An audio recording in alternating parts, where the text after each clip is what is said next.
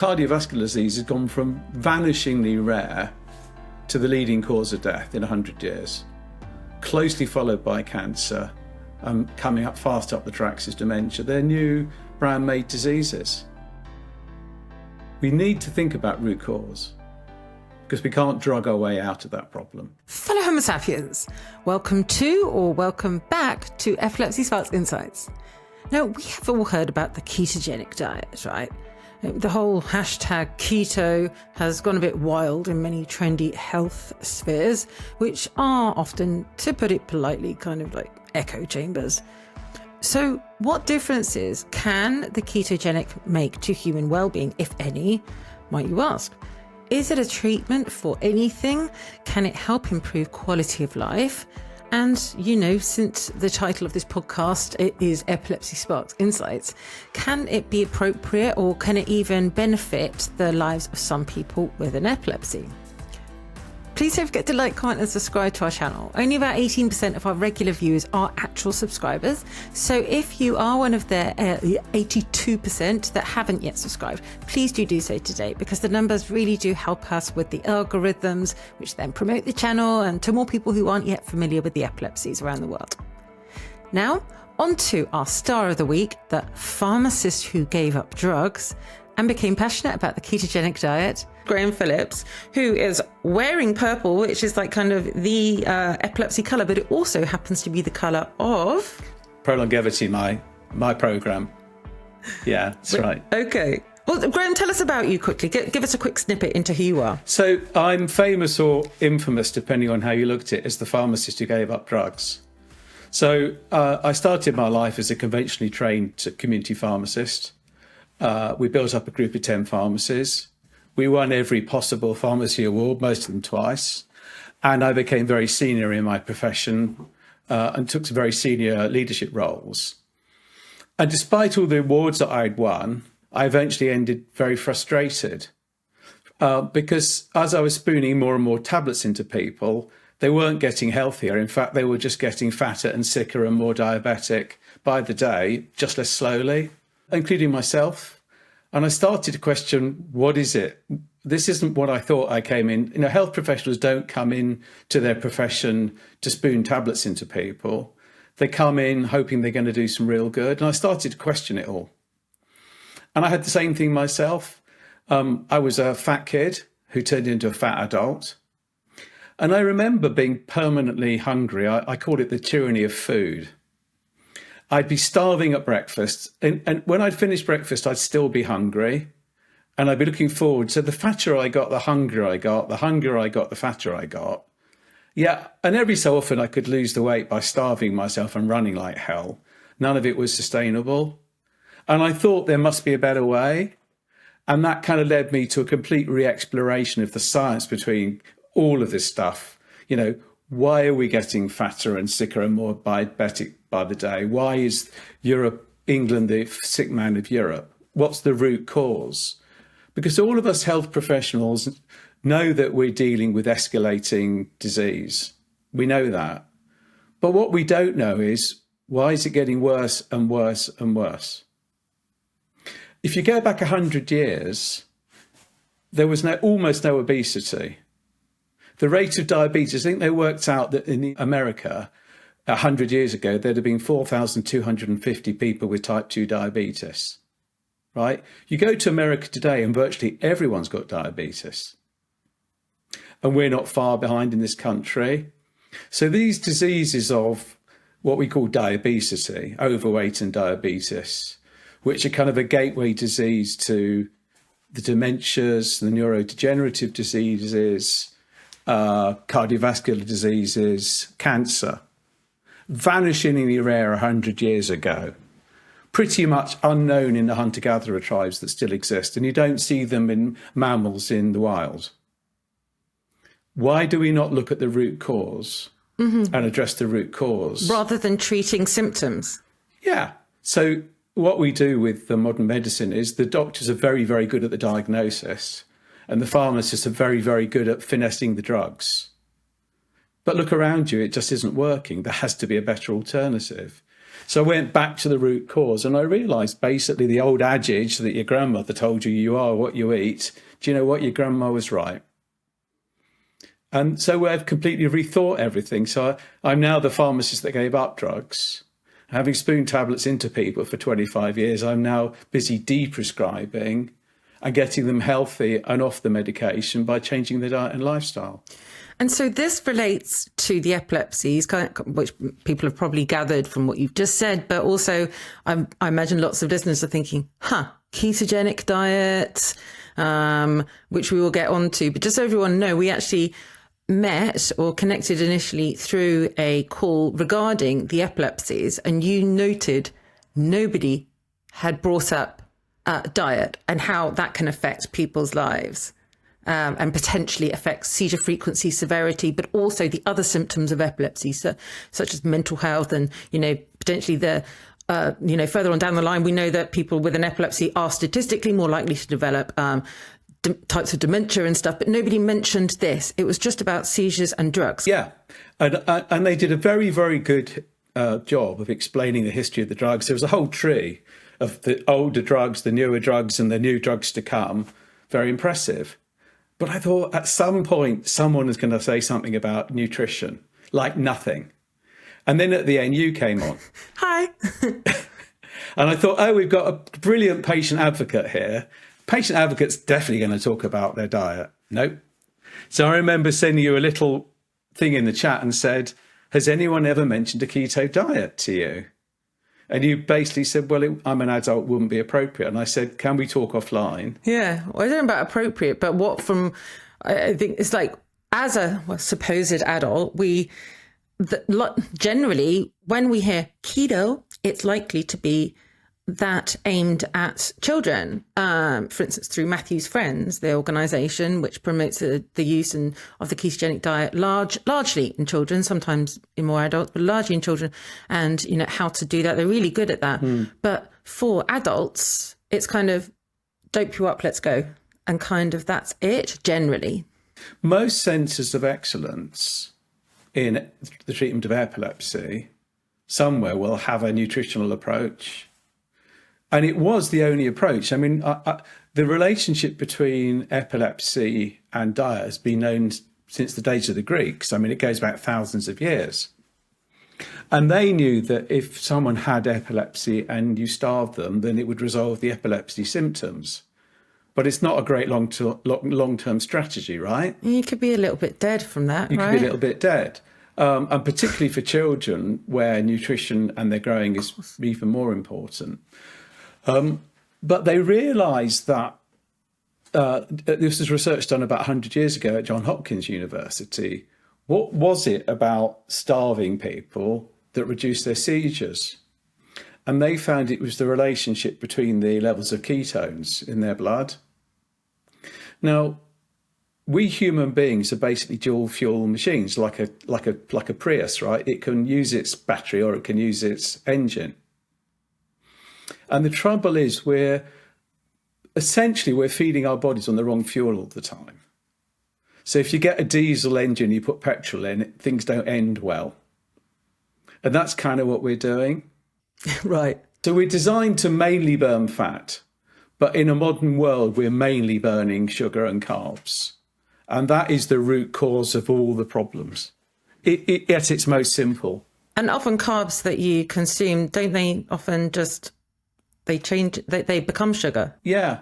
In fact, I wrote a blog about this. Subway bread has got so much sugar in it that according to the Irish government, it's officially not bread.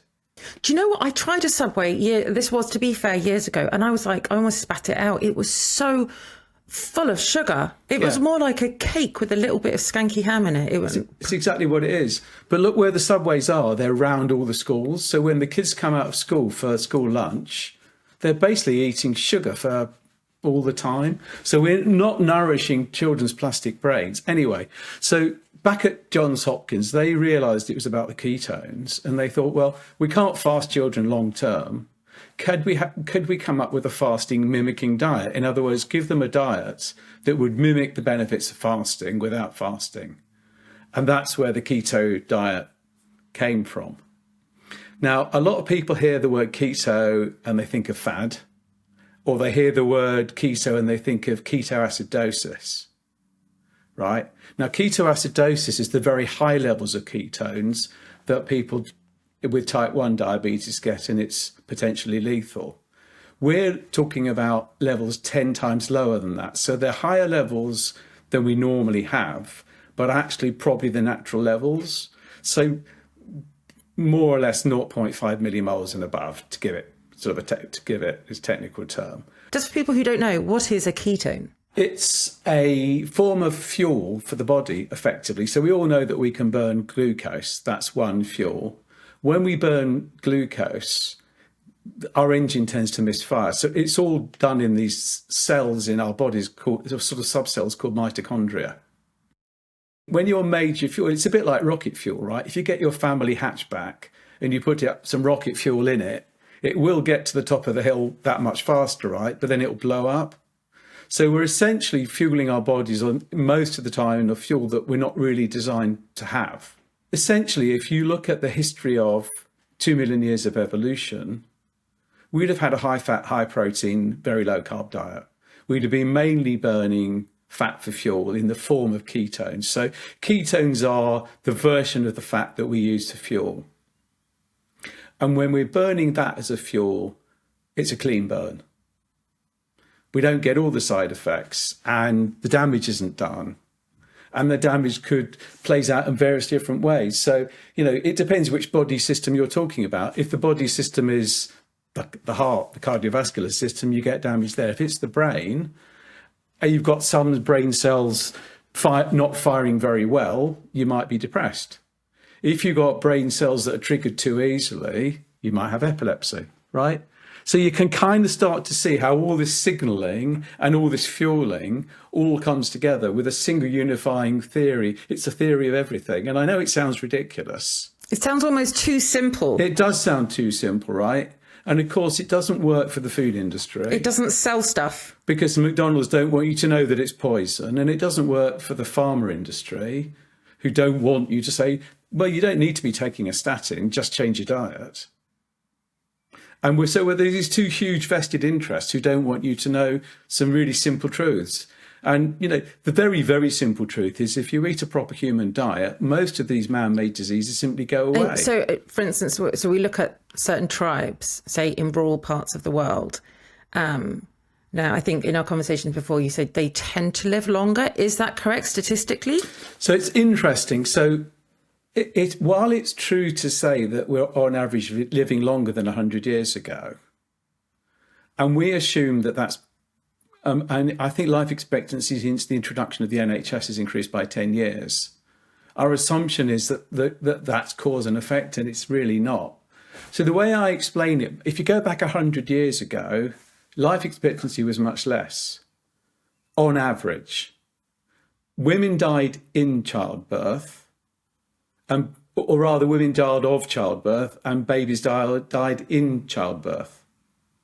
So if you take the example of a woman who has twins, one dies in childbirth and the other one lives to 80, their average life expectancy is 40. Right. So yes, we are living on average longer, but it's not primarily due to health systems. And I'm not here to knock the NHS. I've worked in it all my life. I'm passionate about it.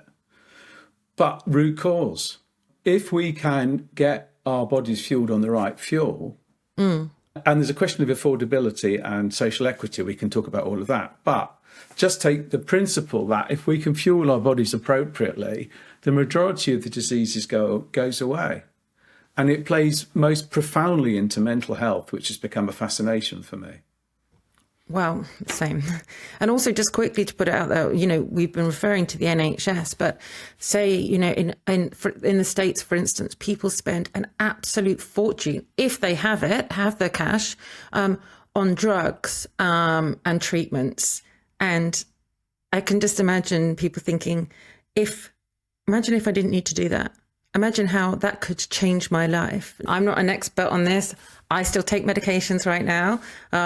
We'll see what the future holds. And as you know, I'm not a scientist or a clinician, but so just to put that out there, it's really important. I think it is. Let me be very clear. I know I call myself the pharmacist that gave up drugs. That doesn't mean that no one should ever take medication and that all drugs are evil, right? I'm absolutely not saying that. Nobody is saying that. What we're really trying to say is let's look at the root causes and address those. And then let's use the drugs in a sparing and affordable way. And to give you some more context, so you were talking about America, their per capita health spend is 4 times what we spend in return for the world's 13th worst healthcare, right? So they're spending all this money, but they've got worse healthcare, not better healthcare overall, and less life expectancy. And ironically, in some countries, life expectancy is actually decreasing. Including here. How? Healthy life expectancy in the UK has been going backwards for 20 years, and life expectancy itself is now slowly declining. But look what people are eating. And that's an important thing you said. Yeah, healthy life expectancy is really important because you can increase life expectancy, say, of a person with an epilepsy and with the psychiatric symptoms as well.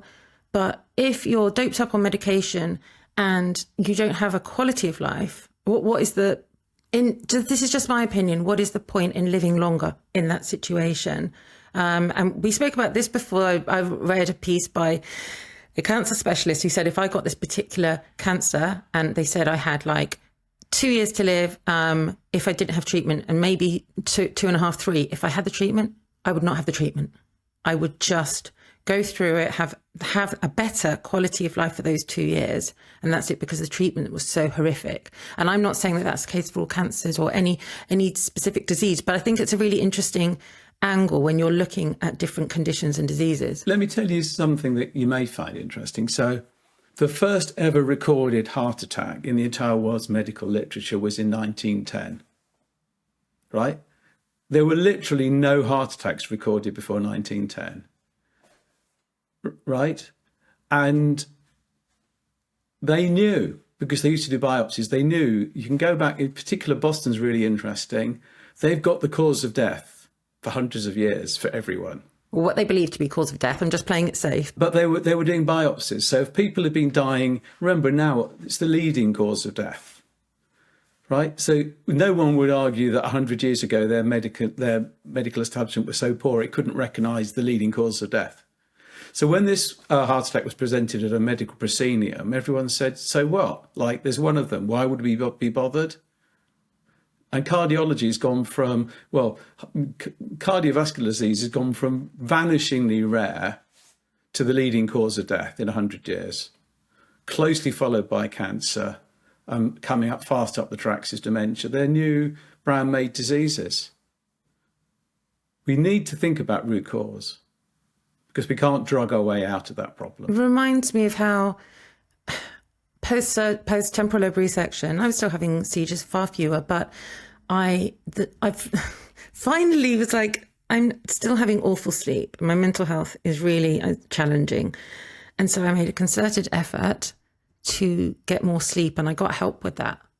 And so that, or at least one cause of my seizures was not having good sleep, and I reduced my seizure frequency. It's just like one simple example, but rather than having to have my drugs increased or, feel like I'm off my face a lot and tired after seizures, I reduced it by getting more sleep. And it's not as simple as that in many cases, but yeah, you kind of get where I'm coming from.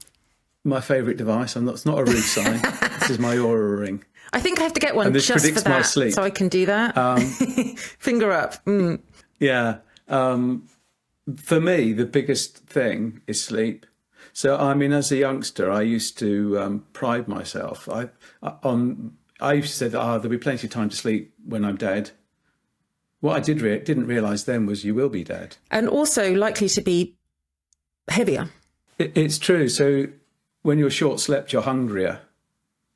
And not only are you hungrier, you tend to go for the addictive foods, the high, easily processed carbs. It's harder to resist walking past the McDonald's and having that healthy salad. Yeah. So that's right. So sleep is absolutely foundational. I can't overstate how sleep has a huge effect on mental health and physiological health. So I often give this story that you go to your doctor it's an apocryphal tale, but you'll recognise it, right? Doctors say blood pressure's a bit high, come back in a month, still a bit high, start a drug. Okay, go back a month later, it's better, but your cholesterol's a bit high, start a statin. And as you walk outside the doctor's surgery, you say, you know, doc, I'm not sleeping very well. And they just shrug at you. And I don't want this to sound like we're completely dissing all the GPs and stuff out there. Not at all. No. And some of this is limited time that they might have as well. It's the whole system, right? We are in a system, and I've spent my life in that system as a pharmacist, right? I'm paid for dispensing medication and adding value to it. When I get people off medication, I'm literally shooting myself in the foot financially. Why would I do it? Why doesn't the system pay me more to add value in a different way? So no, I'm not attacking my medical colleagues. We need to change the system. We need to change the education and change the direction. And then we can use the resources better and help people. Thank you to Graham for our first instalment regarding the potential impacts of the ketogenic diet.